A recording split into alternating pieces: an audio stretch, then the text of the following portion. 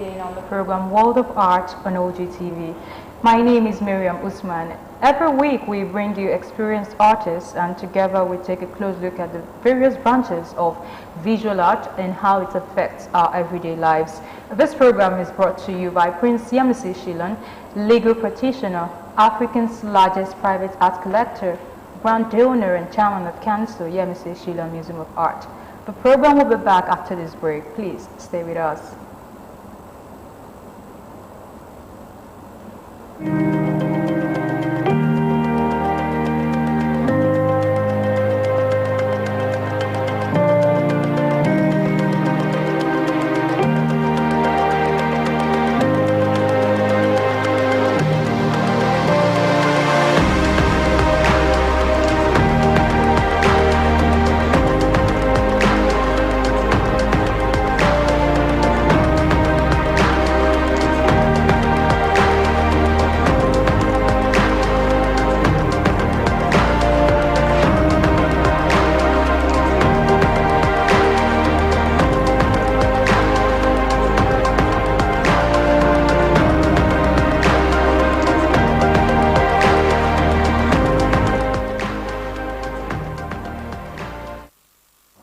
Welcome back. It's time to meet our guests on the program today.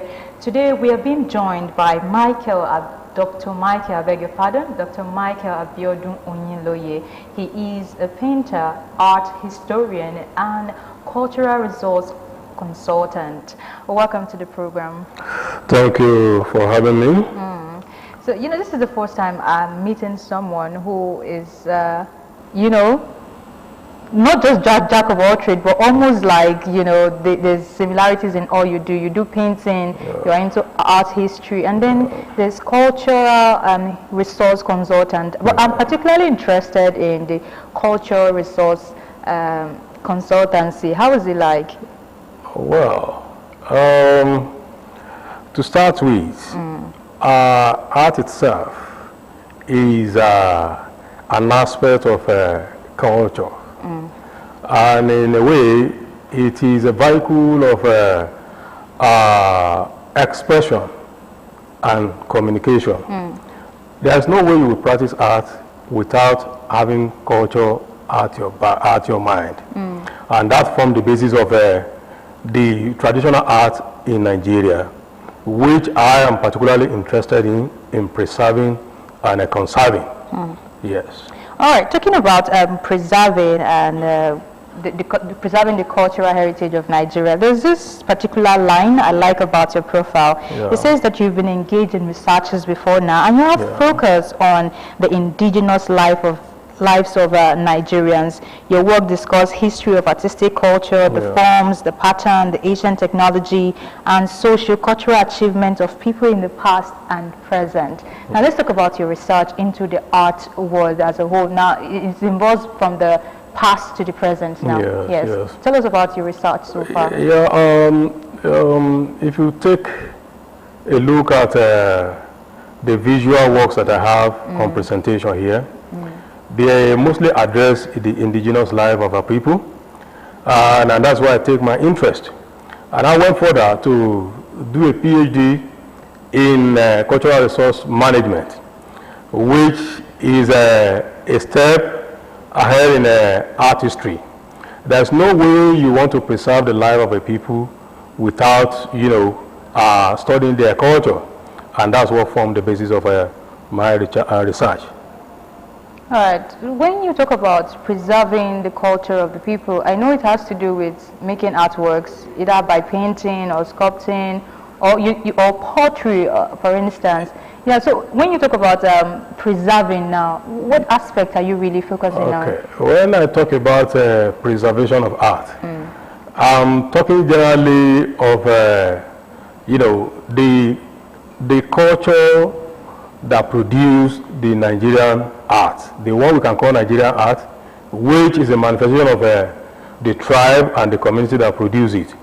If you talk about Nigerian art, you'll be thinking, or be talking about the Ife arts, the Abeokuta, the Benin bronze. Those are the arts, those are the Nigerian arts from different places in Nigeria. Now, when you now relate it to what is happening in the contemporary art, it also needs to be preserved. If, for instance, the traditional art of Nigeria have not been produced with quality material, they would not have survived this particular period. It is because these arts were produced with quality material, that's why they survived the traditional, they survived the past ages.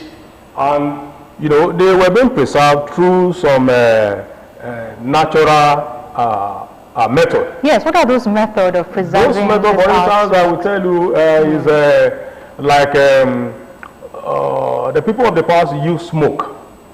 I mean, to preserve cultural works of carving. Like they will tie the sculptural carving, you know, suspend it on the roof.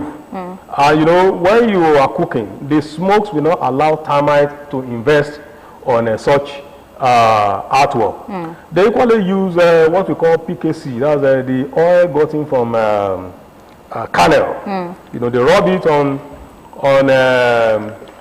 the carvings. This will equally scare away termites and other insects to invest on such cultural objects. And they use other forms too. These are the type of method that preserve those arts till they were collected and put in the museum. But now in the museum authority are using what is called scientific method to preserve those objects in the museum. And I want to say our patron, Obaba Shillong, is equally doing the same work that government is doing in the museum. You know, he has a museum. And he's now trying to collect contemporary art, preserving them for the ages ahead. That is the generation that is coming ahead. So for someone who would want to go into preservation now, just like you mentioned, Omoba Yemisi Shillong, who is also an art hub, who preserves some of these things, you also need to have an in-depth knowledge of preserving these things. It's not just getting them in your house and probably opening them for damage, even though they can be made of you know, materials that could stand the test of time. But then you also need to know about the management. You see, when we talk about preservation or conservation, preservation is when you acquire the art and then you store it. Conservation takes its step from that place. Conservation actually is the care and management that you give to the preserved artwork. You see, let me give you this analysis. Yes. If you collect a particular artwork, or if you buy an artwork, for instance, and then you hang it on your wall, it is bound to be invested by dust, cobwebs, termites, and all sorts of things. But on a regular basis, there must be what they call, you know, cares and maintenance. Especially if you get to museum now. The museum, they store the object that they are not displaying in gallery in their store. However, for those objects that are stored in, that are, you know, put in the store, they still have to do what they call regular check on them in order to know whether those objects are being invested by termites or rodents or any other thing that could break down the object totally or eat them up. And the essence of collecting cultural objects around the country is to preserve the material culture of our people, those ones that live before us. And the essence of this also is that when these objects are preserved, the generation that does not witness when these objects were preserved will be able to, you know, learn from them and probably use them as a kind of a style or include the style or techniques that those people that have come before us have used in their work. Now, we're still going to come back to this preservation and the management. Now, I give you a typical example of your art piece, one we have here. Now, you look at this portrait, you can imagine the ideal setting. Probably, maybe this, you're going to tell us about this work, but I'm trying to give you an imaginary picture now of what art can represent. Represent probably a pregnant woman in the 90s or in the 80s, and that's where you talk about preserving our culture. For generations unborn, they might not see these people, but they have artworks that can tell them this is what really happened before now. Do you see that in our generation now? Because we grew up to see art piece representation of either the 16th century, 17th century, 18th century, Yes. And we're in the 21st century. Do you think by the 25th century we will have art that's kind of, you know, tell about our present generation? You see, let's look at it from this perspective.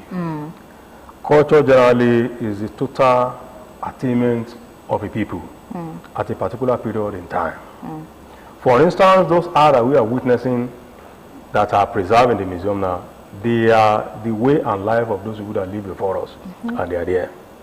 Now, artists being a social commentator, you will see that the subject that borders on the contemporary art, they are things that are in vogue now, or the lifestyle that we are seeing now.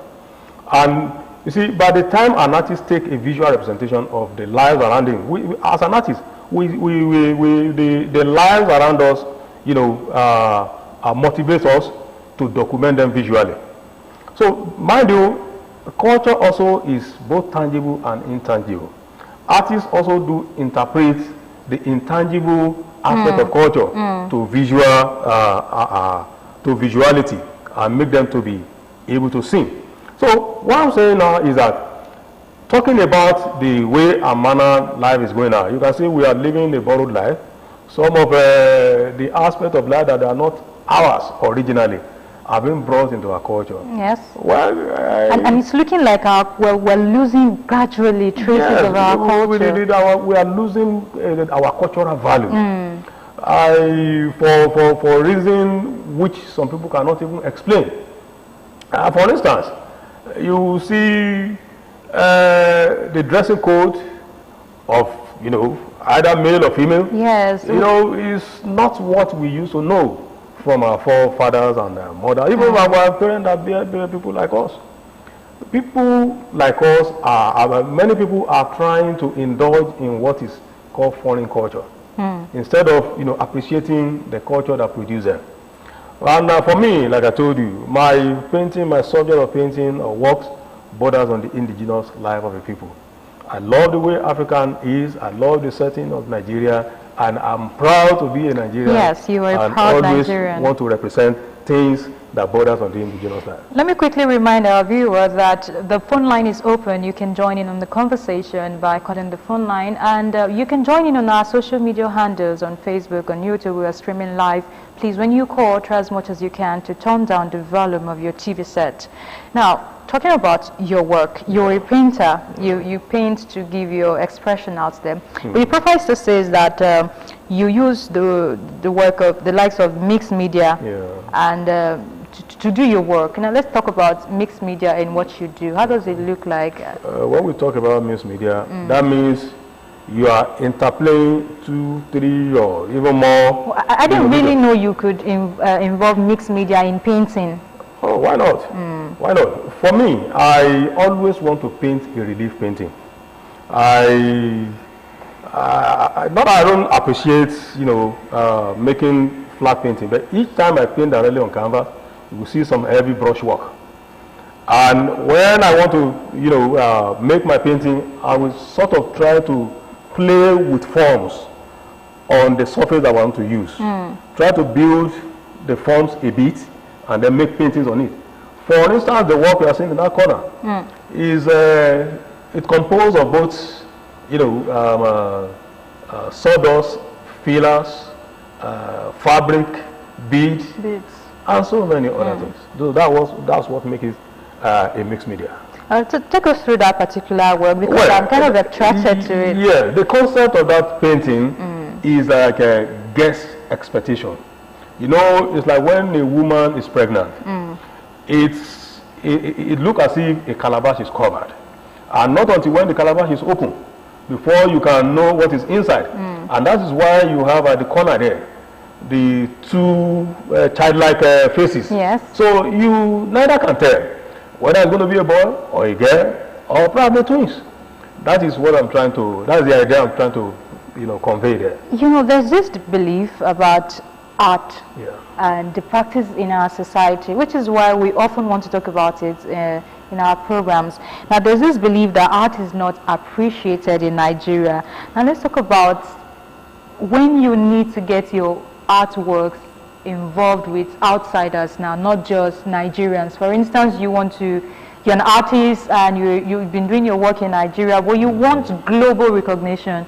You want other people from other parts of the world to know what you're doing. Does it involve you leaving the country at first, or?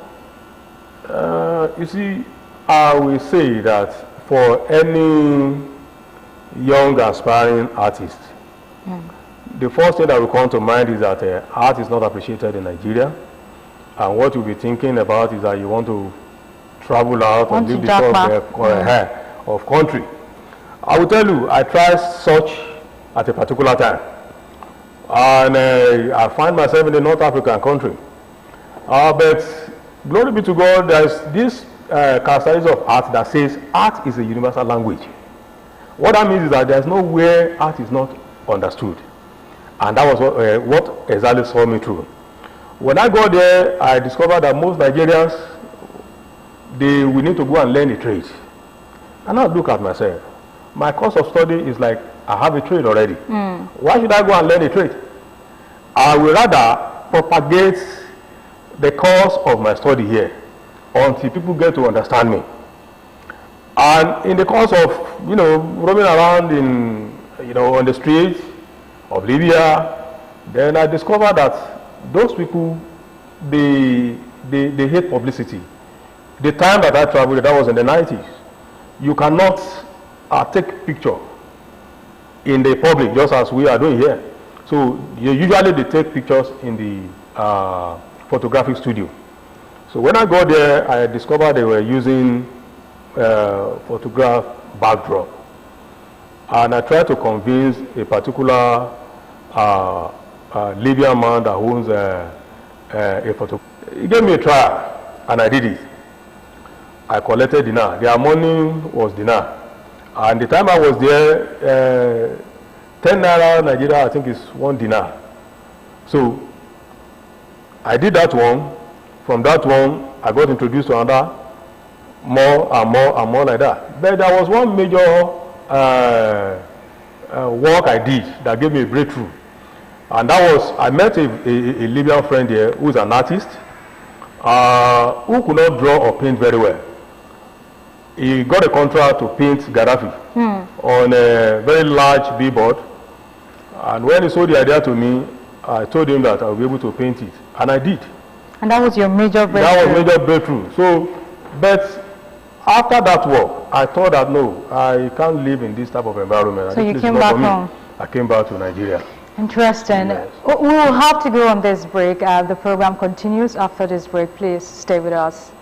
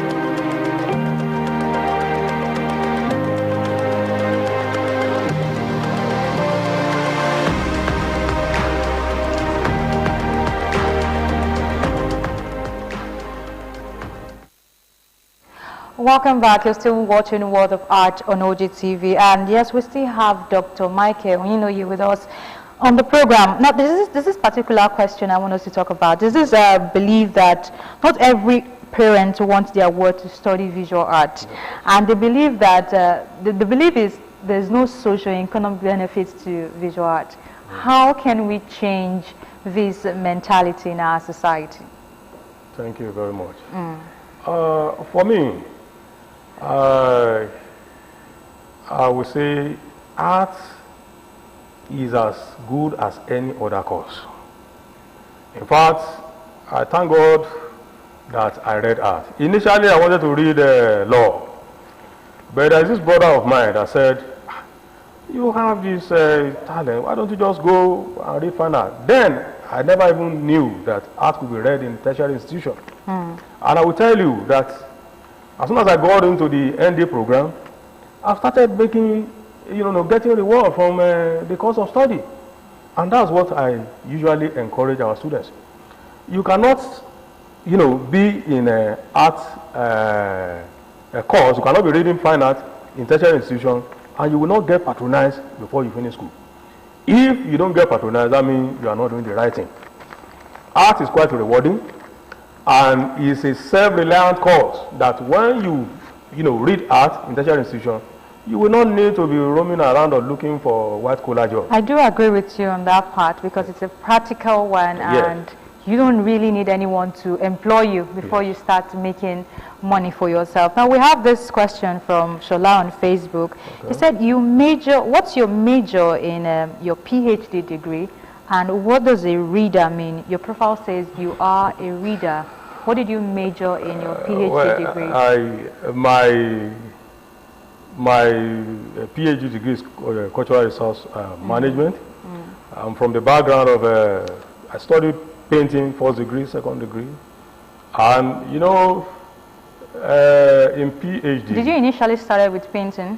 Yes, painting is what I did in first degree, second degree. Okay. But I will tell you my experience, spanned through all sections of art.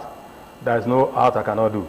My work experience started with a printing company, advertising firm, a card company, and I owned a private studio before I joined academics. I do feel like this studying arts as a whole in the tertiary institution is like a one in, I don't know how to describe it. You're just one in a million. You do everything. You do literally, you work in advertising firm, you work in government offices, you are blessed. Unlike some courses where you have to be specialized in what you do, you can also touch other areas of you see, the message I want to send to the parents out there is that for anyone that reads art in tertiary institution, there's a lot of ample opportunity and places to work if you must do a white collar job.